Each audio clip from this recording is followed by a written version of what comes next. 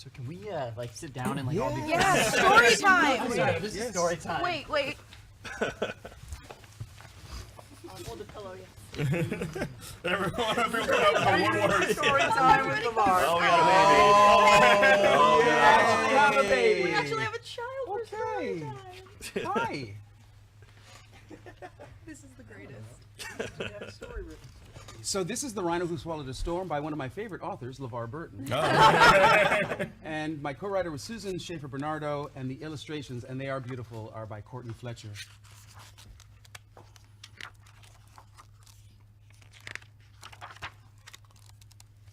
In the middle of the morning, Mika Mouse trembled under her blanket. Yes, the Mika Mouse in the story is actually A little my bit of daughter, trivia there. Mika, yes. In the middle of the morning, Mika Mouse trembled under her blanket. A storm boomed outside her window. Rain crashed against the glass. Wind rattled the shutters. More than anything else, Mika was afraid of storms. A year before, a powerful hurricane had destroyed her home. "I'm scared, Papa," she said. "We are safe, Mika. This storm will pass soon," said Papa. "Would you like me to read you a story? I know just the one to help make you feel better." Mika loved books, and Papa's gentle voice soothed in a way that made her forget all about the thunder. Papa opened the book and began. "Long, long ago, before there were words, animals roamed in bountiful herds. Little Rhinoceros lived happy and free, exploring mountains and meadows, rivers and trees. His world was delightful and chock full of magic until, out of the blue, that magic turned tragic. A storm swept through the valley, turning bright sky to black. A flash flood came raging, no time to react. Lost in the thundering, no time for wondering. Chaos and lightning, fury so frightening. Earth quaking, him shaking, water rumbling, him tumbling. Raggedy, jaggedy, senseless calamity. The storm crashed through his world and tore it apart and took away everything dear to his heart." Rhino was stunned by the terrible scene, death and destruction all through the ravine. Enraged by the pain of such a great loss, Rhino acted without a thought to the cost. Rhino looked at his world all tattered and torn, stood out on the ledge and swallowed the storm. Inside his belly, he felt the storm growing. Inside his head, he heard howling and blowing. Like a tornado he spun as the storm raged inside, growing bigger and bigger and wider than wide. When he finally stopped, when he regained control, he was at the very bottom of a very deep hole. What to do? Rhino worried as rain dripped down his face. "I'm lost and I'm lonely and in such a dark place." At just the right moment, to comfort and guide him, a spider dropped down and dangled beside him.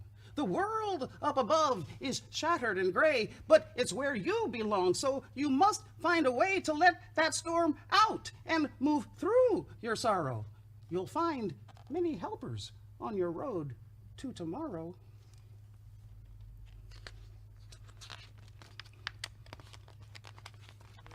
Oh, the pages stuck together. Oh, but that hole was slippery steep, and the walls around him were dreadfully deep. Rhino tried to climb out, but was losing all hope when Kangaroo heard him and threw down a rope. Though Rhino was heavy from the weight of the storm, they towed him right up, got him safe, dry, and warm.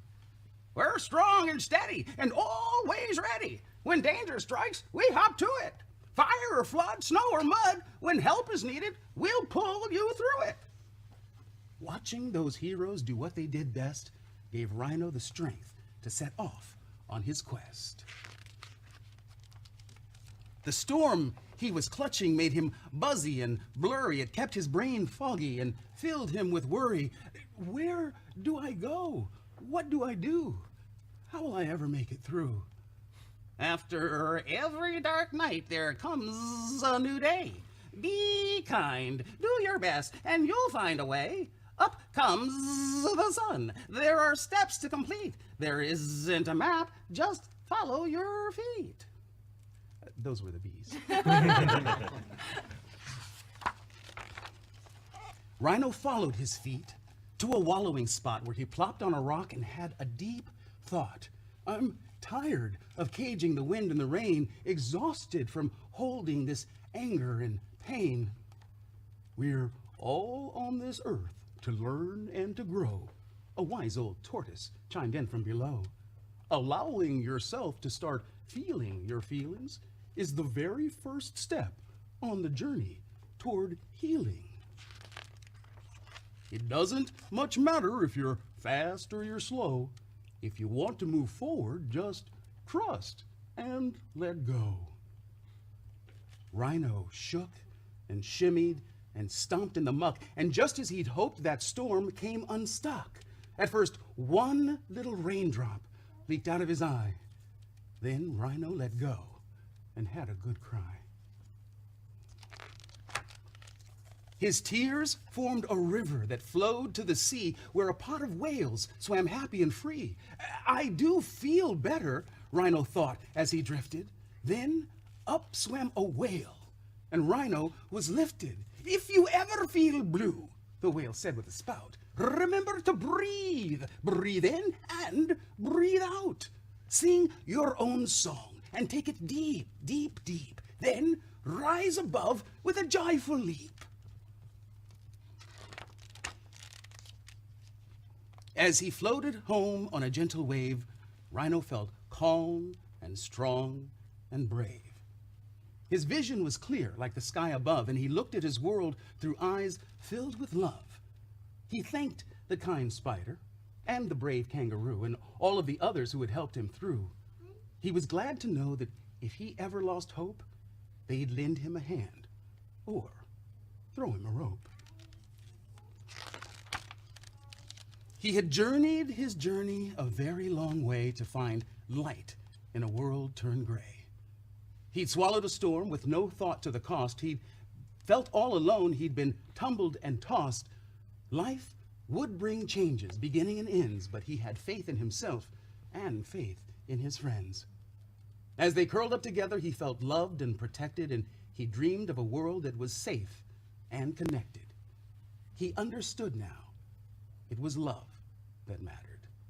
Love could never be lost. Love could never be shattered.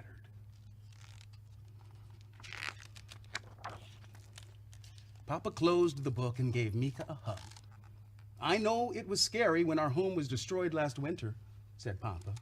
Bad things happen sometimes, and we can't always control that. But we had lots of helpers, said Mika, just like Rhino did. That's right, little one, Papa said in his gentle way. You're never really alone when bad things happen. There are family and friends and even people we don't know who are always there to help us through the tough times. And appropriately, the story ends with a rainbow.